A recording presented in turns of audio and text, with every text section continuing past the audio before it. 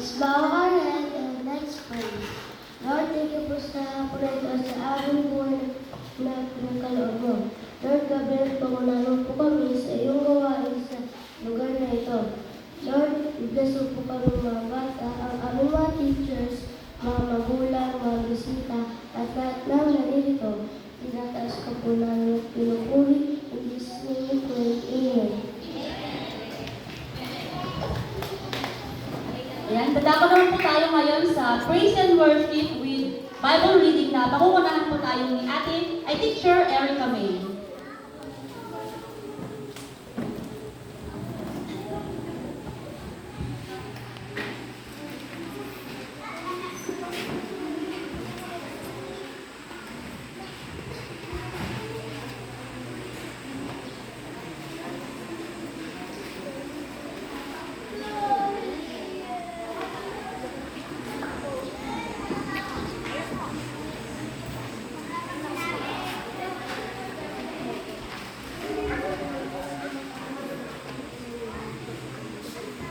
Bukas natin ang aking tanang kamay.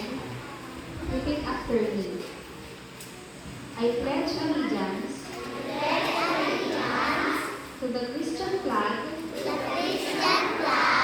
and to the Savior for whose kingdom it stands.